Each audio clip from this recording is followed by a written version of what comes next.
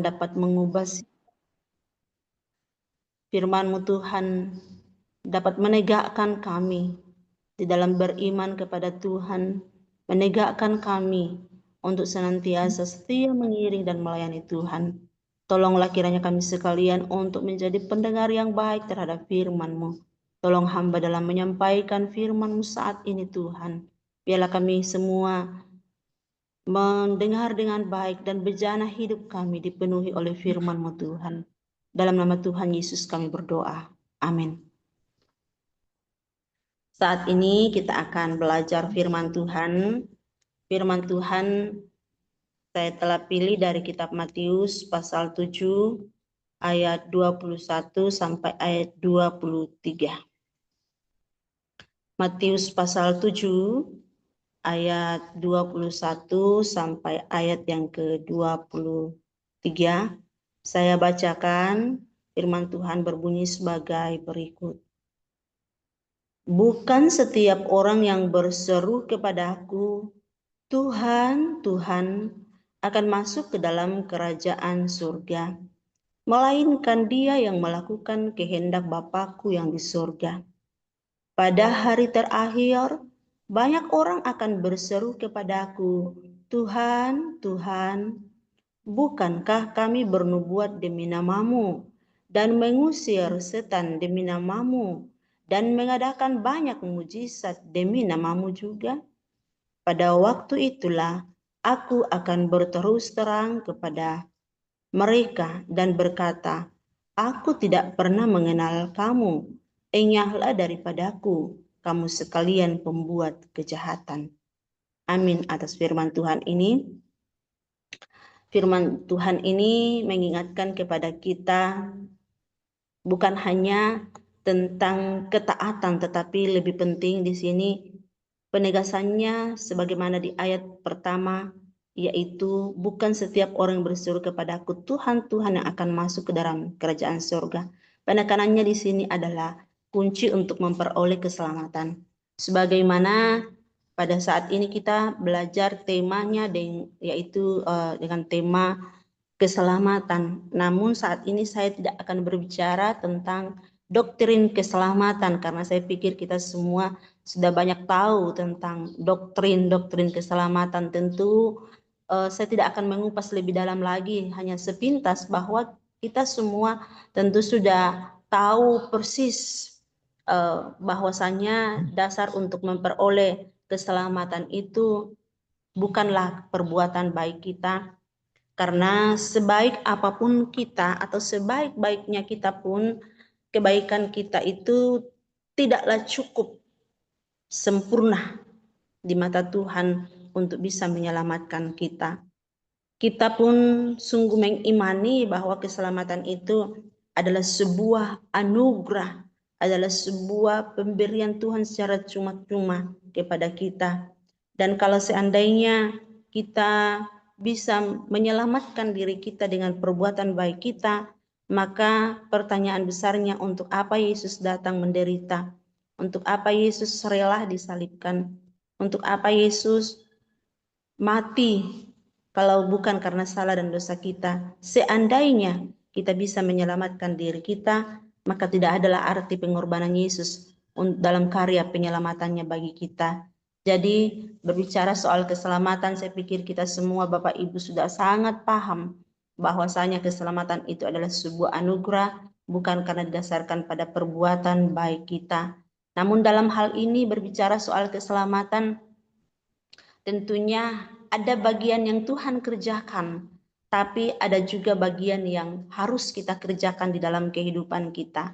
Bagiannya Tuhan adalah menganugerahkan sebagai pemberi keselamatan itu kepada kita. Dia menganugerahkannya. Dan sebagai bagian kita adalah kita sebagai penerima, pemberi respons terhadap keselamatan yang sudah diberikan secara cuma-cuma itu. Respons kita, bagian kita adalah iman. Iman yang harus terwujud nyata di dalam sebuah tindakan, yaitu tindakan untuk percaya kepada Tuhan Yesus. Segala sesuatunya yang berkaitan dengan Tuhan Yesus, entahkah itu menyangkut ajarannya, menyangkut kemahakuasaannya, menyangkut karya penyelamatannya, bahkan menyangkut pribadinya sendiri bahwa dia adalah Allah 100% manusia, 100% lahir dari seorang perawan yang walaupun itu tidak bisa masuk akal secara ukuran manusia, secara medis ya, tetapi kelahirannya itu sungguh ajaib, dikandung dari Roh Kudus. Semua itu harus kita percaya dalam kehidupan kita. Tetapi bukan hanya tindakan iman percaya saja yang cukup untuk bisa memperoleh keselamatan. Tentunya tindakan selanjutnya adalah menerima. Jangan sampai kepercayaan kita hanya sebatas kenal. Sama seperti dua orang yang kerasukan setan ketika Yesus masuk di daerah orang Gadara. Orang itu yang kerasukan setan artinya iblis itu sendiri percaya ketika dia mengatakan, apa urusanmu dengan aku hai anak Allah. Jadi iblis pun percaya bahwa dia adalah anak Allah. Tapi perbedaannya dengan kita adalah kita harus melakukan suatu tindakan iman yang lebih lagi untuk memperoleh keselamatan, yaitu sikap menerima. Menerima dengan sungguh-sungguh di dalam hati kita. Kita jadikan dia sebagai Tuhan, sebagai Raja yang akan memimpin, yang akan mengarahkan kita. Perjalanan hidup kita sungguh dipimpin oleh Tuhan, diarahkan sesuai dengan kehendaknya. Namun satu hal penting lagi yang menjadi bagiannya kita, selain percaya, selain menerima, yaitu setia sampai akhir.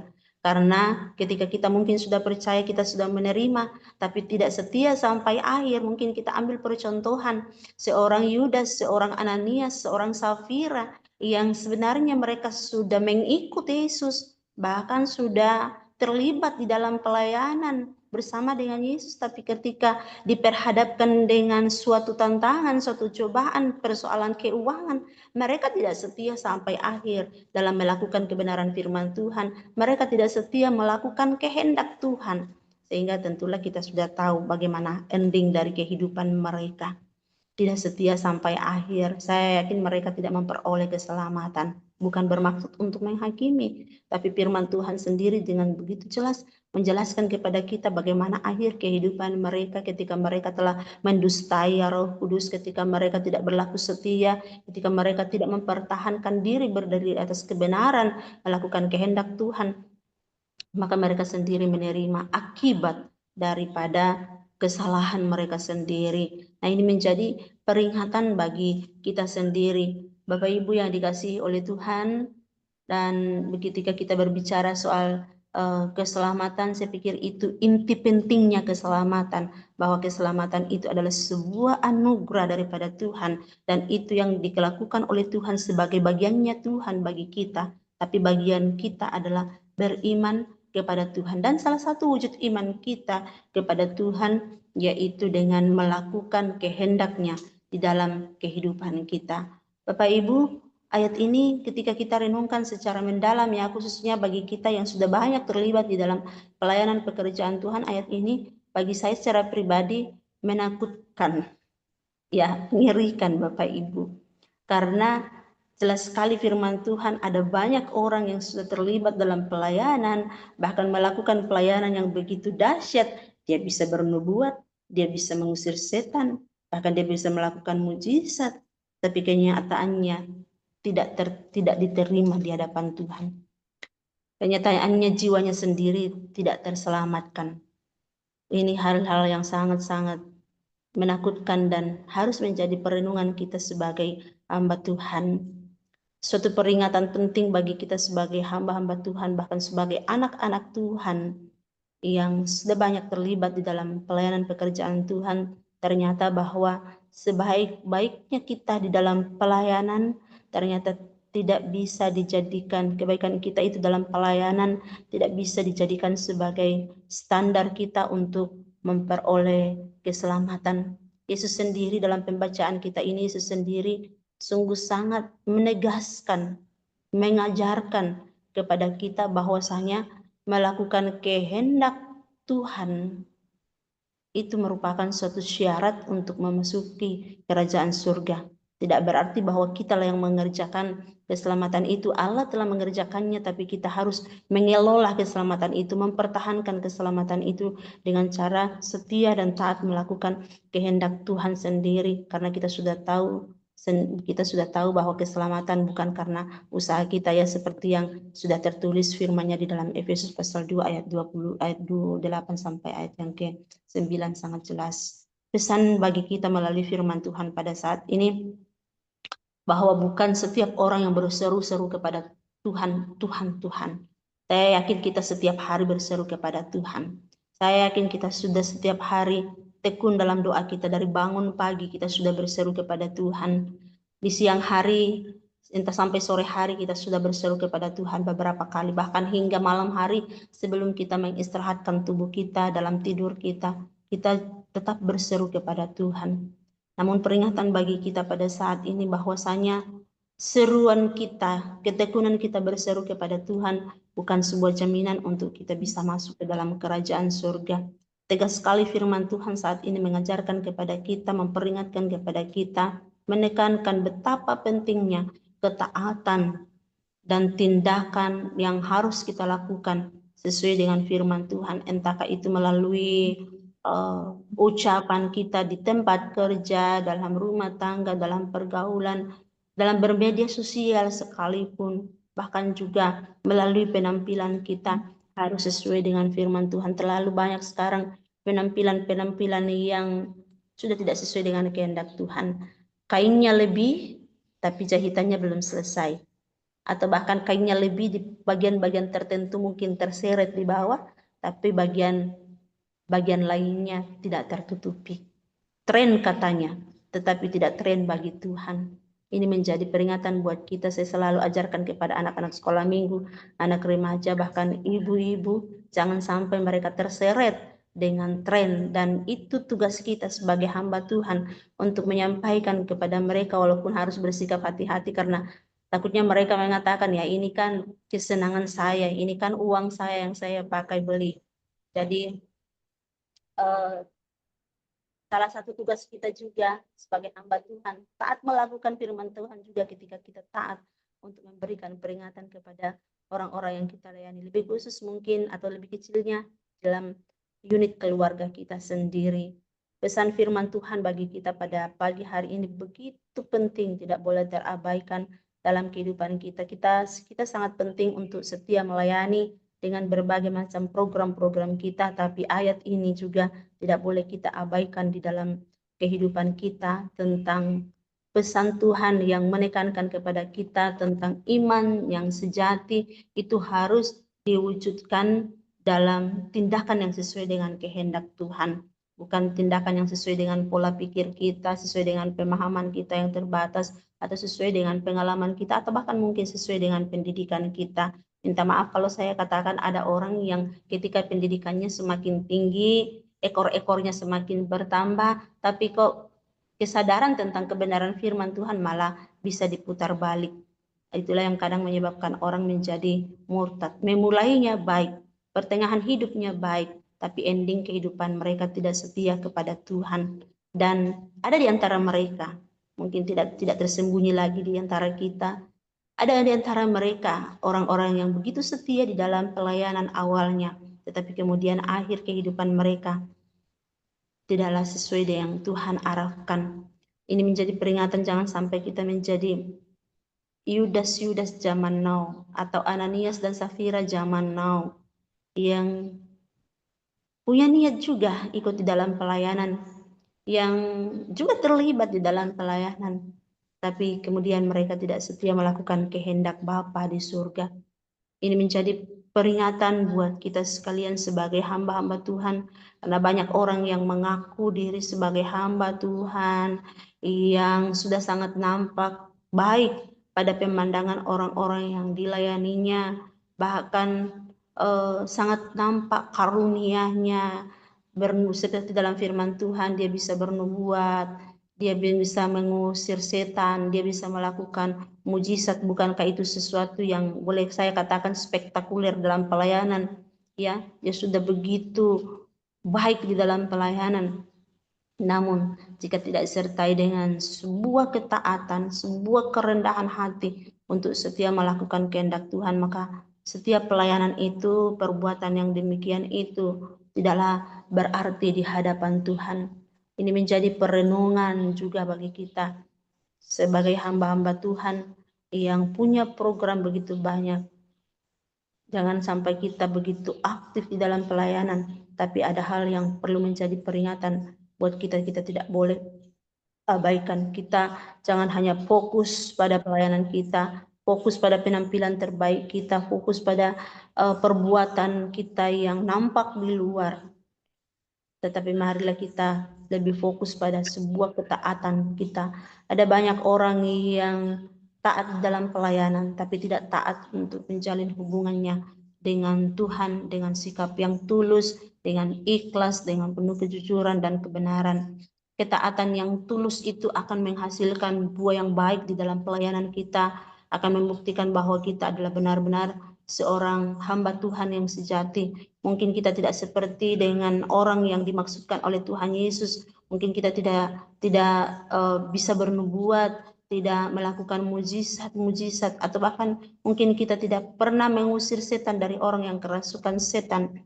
Tetapi di hal-hal yang lain kita bisa lakukan pelayanan yang Tuhan percayakan bagi kita. Mungkin itu tidak terpandang. Kita bermain di belakang layar, tetapi ketika kita lakukan dengan penuh ketaatan, melakukannya sesuai kehendak Tuhan. Sekali lagi, melakukannya sesuai kehendak Tuhan, bukan sesuai dengan pemahaman kita yang terbatas, pengetahuan kita yang terbatas, bukan sesuai dengan pengertian kita.